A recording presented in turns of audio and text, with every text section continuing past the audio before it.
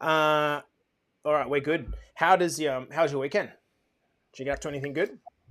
It was good. It was the most beautiful weekend that we've had here in um, a while. The sun was out, and yeah, no, it was really, really beautiful. Really? Excuse me. Yeah, Aluka, I haven't seen him for 2 nights.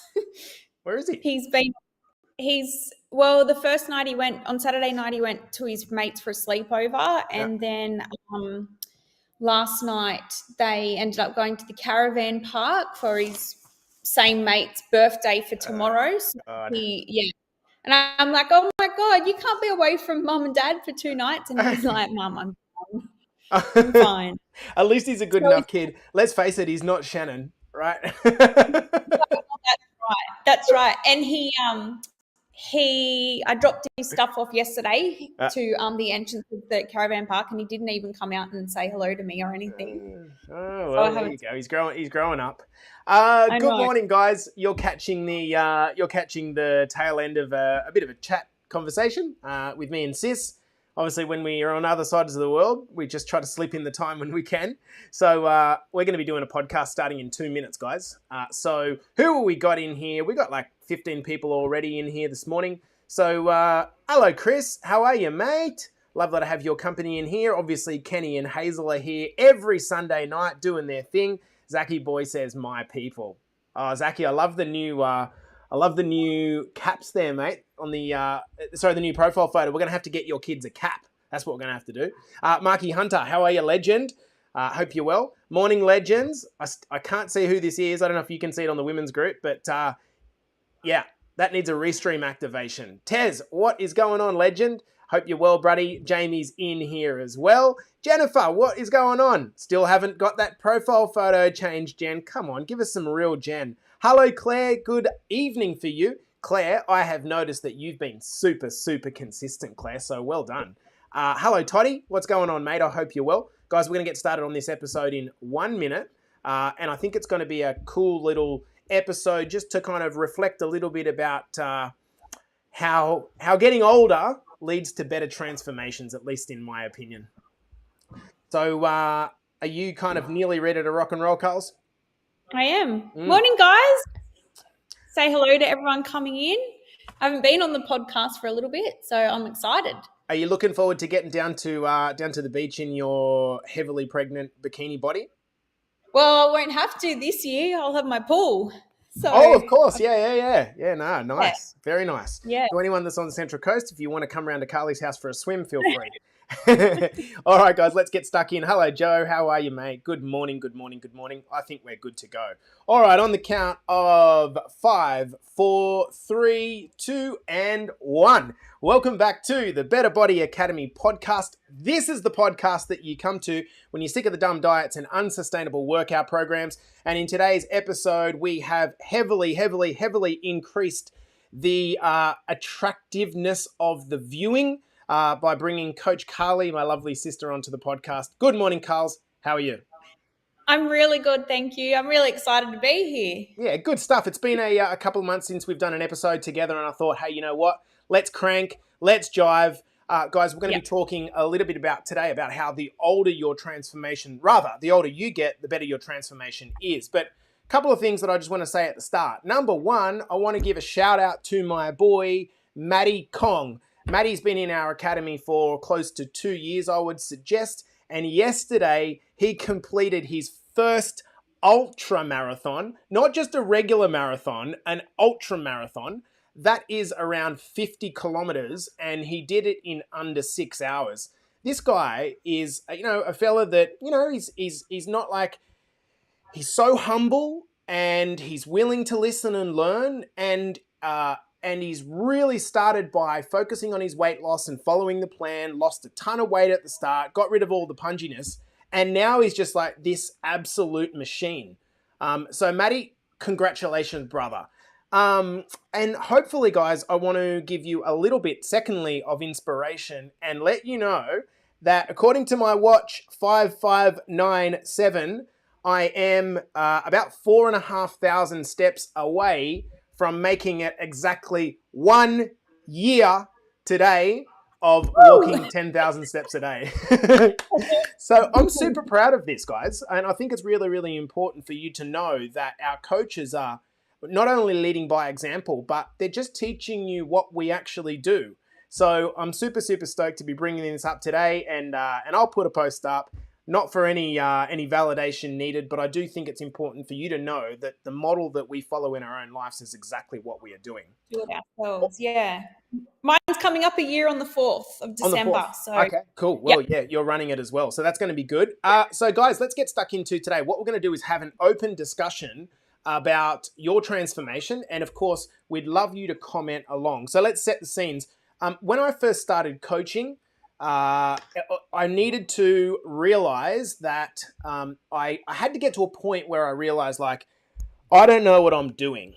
And I was wasting so much time. And eventually I got to the point where I said, you know what? Like, I have to admit defeat. I don't know what I'm doing. I don't know how to get clients. I don't know how to coach clients. I had the background knowledge, but I had no idea on the business element to this. So I went and got a coach. And one of the first things that I did is when I signed up for the coach and invested in myself, I asked the coach the key question. I realized that you can't guarantee me results. Okay? You can't guarantee me results because you can't do the work for me. But how can I maximize the likelihood that I will be successful in your program? I wanted to know that I've made the financial commitment. How do I make sure that I get a return on this investment? And for this reason, I think this is a very good question for you guys to be asking. His response to me was very direct. He just said, okay, I'll give it to you in a nutshell. Park your ego, get involved from day one, trust me, and follow the plan. Invariably, I actually got triggered into this conversation because one of our new guys asked me the exact same question the other day, and I gave him the exact same answer because what my coach told me was so true. Now, this got me thinking about our most successful clients inside of Better Body Academy. As a coach, we obviously want to attract more of the people that we know will thrive in our environment. We want to attract those people. Why? Because we can guarantee you the result if you do the work. And number two, it makes our life so much more enjoyable. Carls, do you have like clients that you just fucking love that are like so easy to work with and they've got certain traits that you just like, oh man, this person just makes my life so much better? yeah, absolutely. I obviously talk to a lot of women during the day, and of course, there's exceptions, but women mostly around my age, around 35, 40 plus, that are possibly had children. They've done a lot of the recent quick fixes and things like that actually they see our social media and things like that, and talk to a lot of clients, obviously a lot of client referrals, and think, well, if they can do it, if they can get these results, why can't I? I think a big thing is a lot of people think that just investing your money into a program or signing up to a gym or whatever that's the fix. You've got to do the work. And these are the ideal women that I typically love to work with is, around the age of 40 plus, time, a bit of family, time poor, just coming into the program open-minded, ready to be coached, and just to forget the shit that they've think that And work. inherited and over time.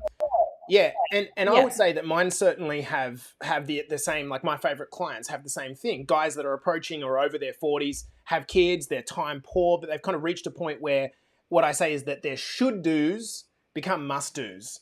And for whatever reason that is, we can talk about. And what I'd get you to do is kind of, if you're watching this live or on replay, think about where you were when you were 25. Now, we've got a couple of people saying, hey, wait, I'm approaching 21. Think about where you were when you were 25. I was fresh out of university. I didn't know shit about the world, right? Where were you when you were 25?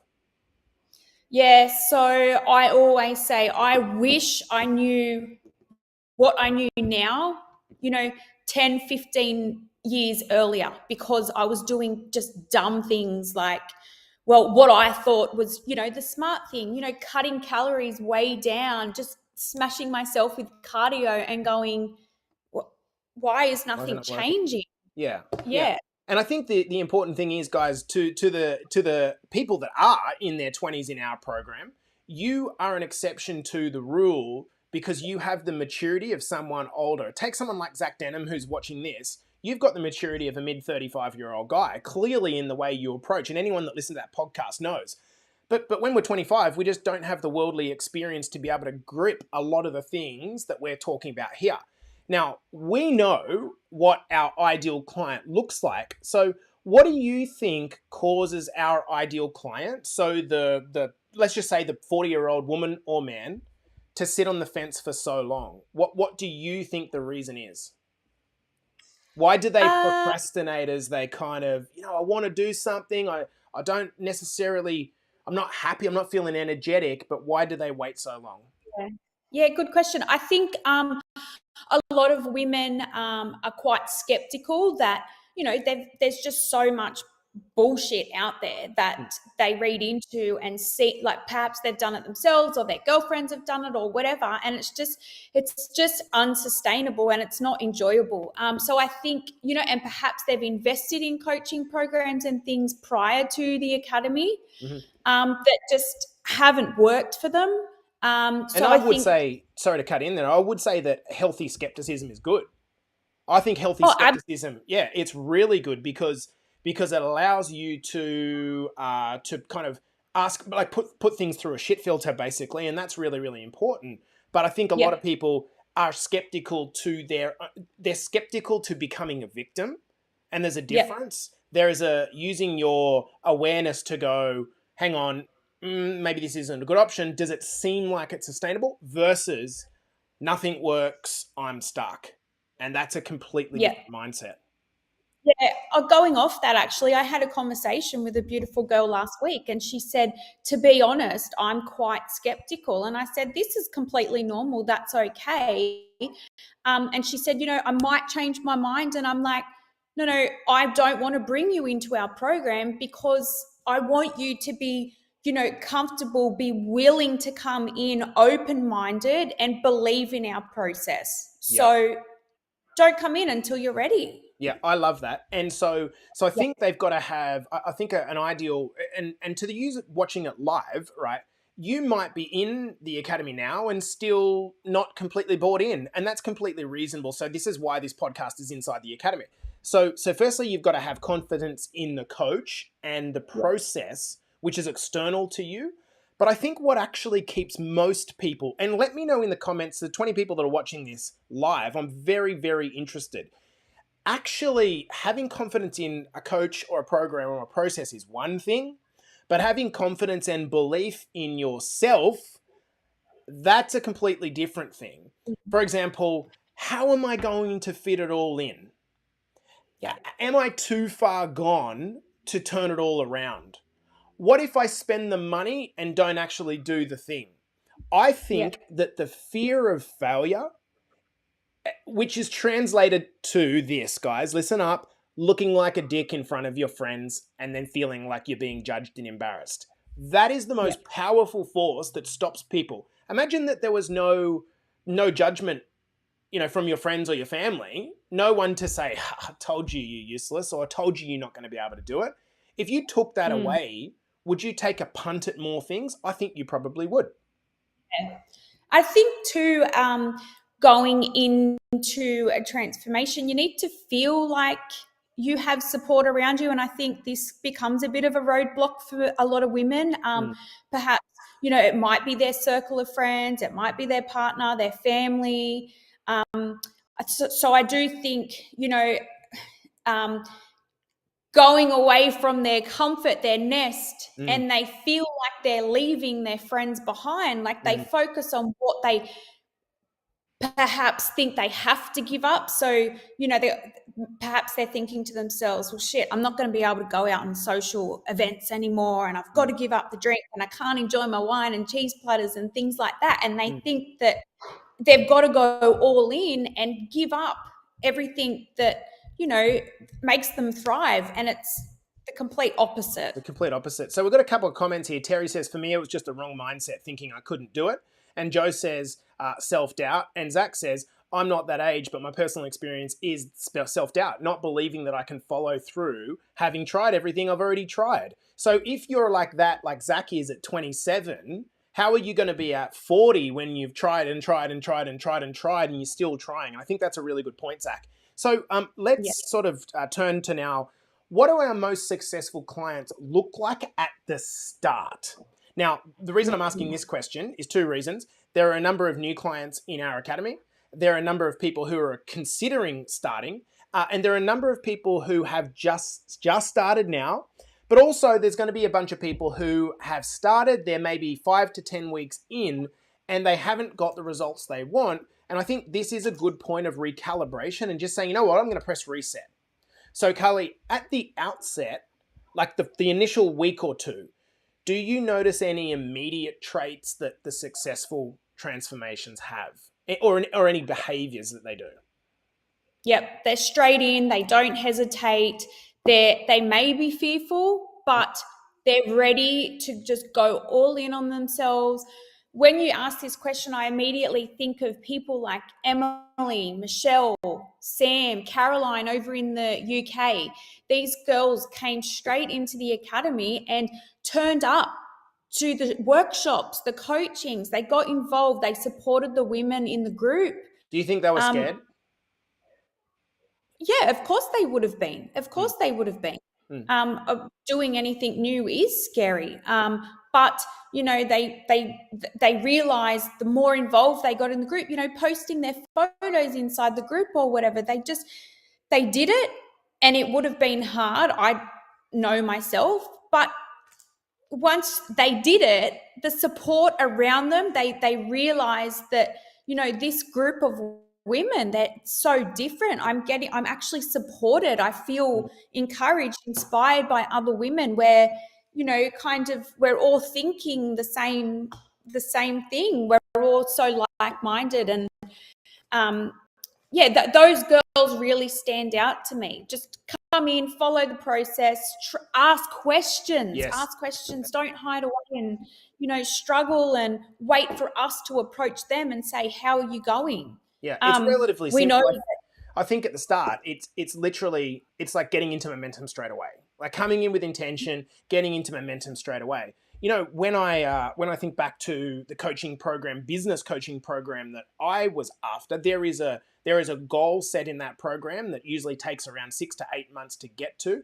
And I got there within 2 months, not because I'm more intelligent, but because I come in with the intention that if I'm going to spend the money, I'm going to get a result on that. And no one's going to do the work for you in life. You've got to come in and get stuck in and do the work. So if you are in the academy and you haven't yet committed, rather than thinking about what you've wasted time-wise, instead just press the reset button. Transformation is about pressing reset so many times it's not funny. And me personally, I had to press the reset button over the course of 6 years before I ever become, decently successful in what I do. On the podcast, Zach said, this was last week, Zach, star client, 20 kilos down in kind of 3 months. He said, you must admit defeat in order to be able to ask for help. What did you make of that comment? You must admit defeat, because I think a lot of people would say, now hang on, I'm not fucking admitting defeat. I can do this. What do you make of that comment? Yeah. So that says to me that Zach has possibly tried it all. Nothing is working.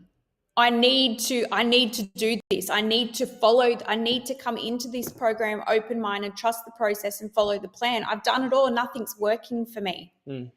So it's not weakness. It's not weakness. No. It's strength. No. And the reason I'm asking this question is because Zach is only 27.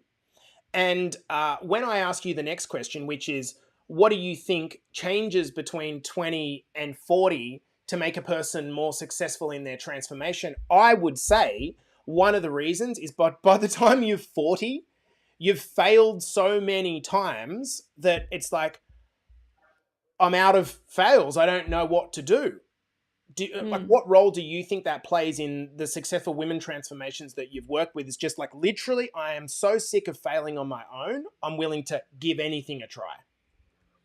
Yeah, yeah, I suppose just continue, not that failure is a bad thing, it's the way we learn, but just consistently nothing is working, nothing is sticking for them, and they just reach a point where it's like, I suppose they start to think more long term.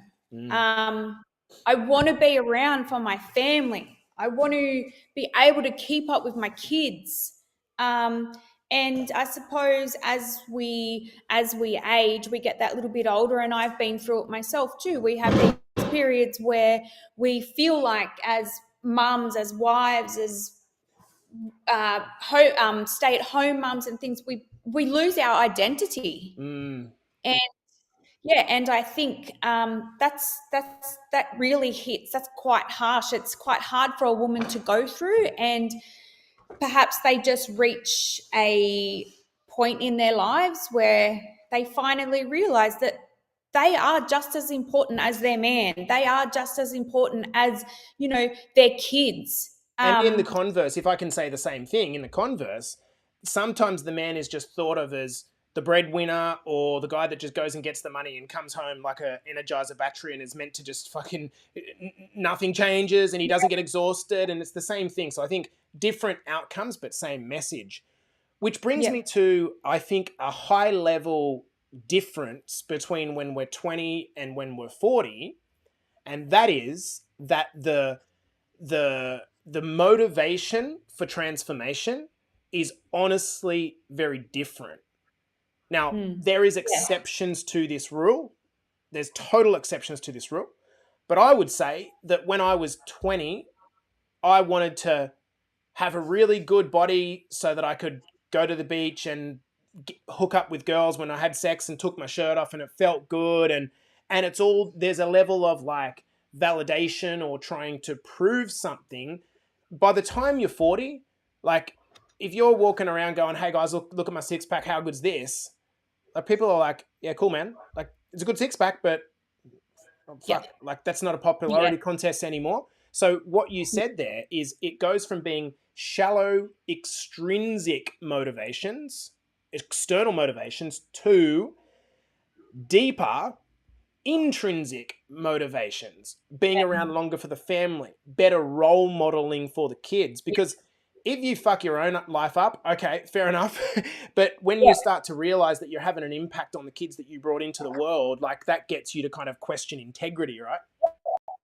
100%. And that's not a criticism. Like, I was there too when I was younger. I wanted a six pack. I wanted a firm butt and the rest of it. And you can most definitely get that as you age. It's harder, but we're not saying that it's, it's you can't have that. But now, as we age, I tend to look at things like, I need to feel more energized. I've got 2 kids, another one on the way. I want to be sleeping better, manage my stress, and just feel good in my clothes. Yeah. I know if I'm gonna belt myself and the baby's gonna wake up at 5 o'clock, then that's going to impact not just that morning, but the following 2 or 3 mornings, meaning it's going to wipe out my productivity for the week. So we start to think a little bit more holistic and driven by, I think this is the key point. We're less driven by ego and more driven by self-integrity. And what I always say, guys, is this. External motivation is good to get you going.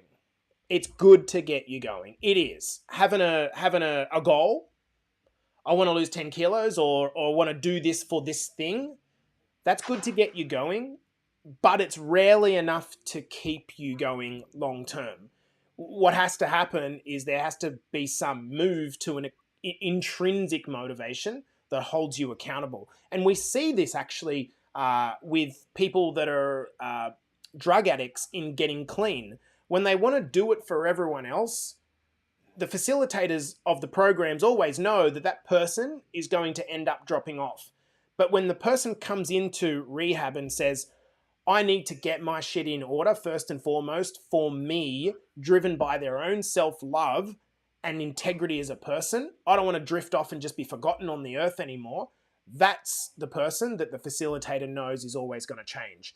So I think we've given a pretty good wrap to kind of why we think that as we get older, the transformation is typically better. And that's despite obviously the hormonal changes that are going against us.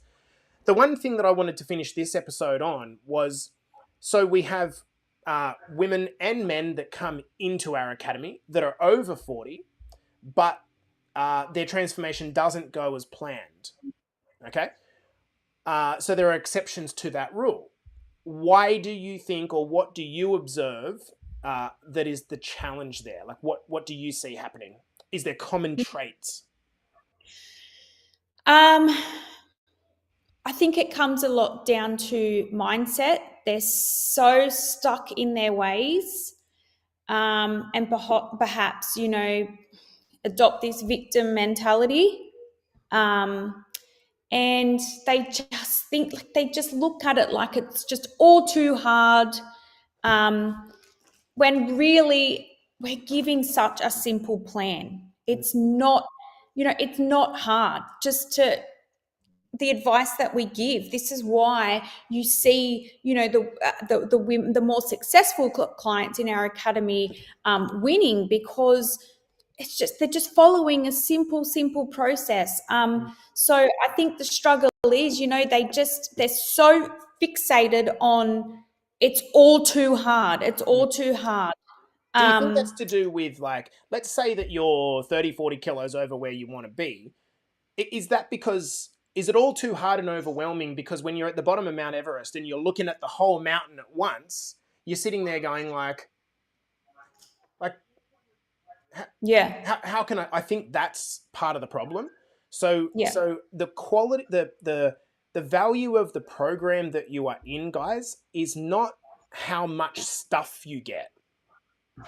It's, does it work and is it simple?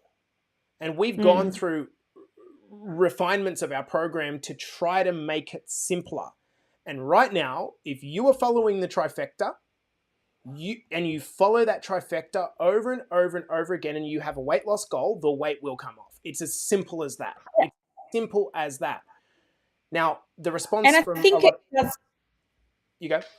Sorry, I think it does come back to a lot of women, and probably you see it with men, like I said earlier on, is they think that making an investment, you know, buys you the going result. to the and they just want these immediate results, but you've got to be wanting to do the work. Yeah. I think there's, just kind of in winding this up, this idea of being in a victim mindset is, if we just say comments like, look, I'm just too busy. Like, there is not a single person on this podcast that listens to this podcast that is doing so because they're just sitting around doing fuck all and they're busy, and they're not busy. It's because they feel that there's value in the podcast and they're prioritizing the podcast to listen to it. It's about prioritization.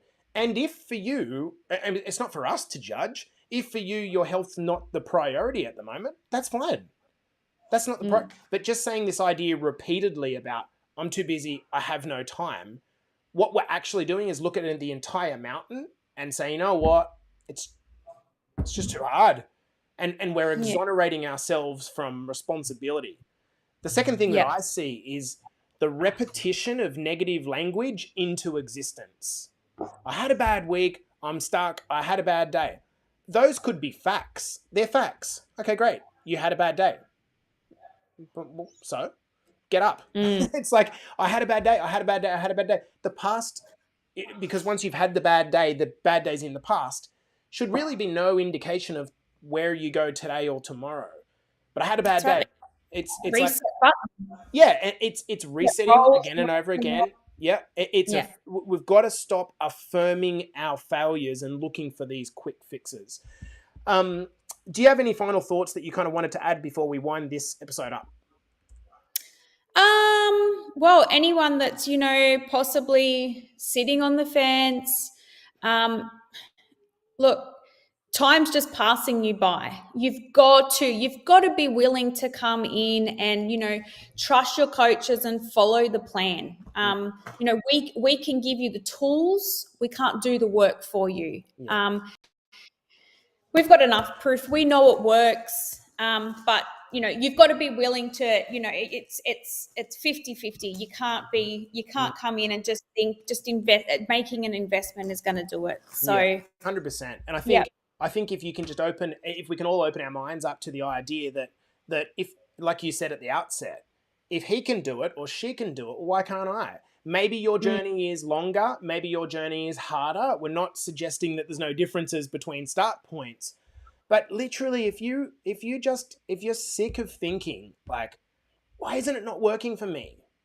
That's because you keep asking yourself the question, why is it not working for me? Instead of flipping it on its head and saying, okay, what can I control? What can I do today? There's a big difference between being constantly driven by your pain and moving towards the future, a brighter future where you feel better. It's not about having a six-pack and getting 10 kilos off by next week. It's about feeling good. It's about feeling strong and powerful. And I think if we change to that motto, things will happen. Hey, guys, I hope you've got value out of this. Sorry, you go.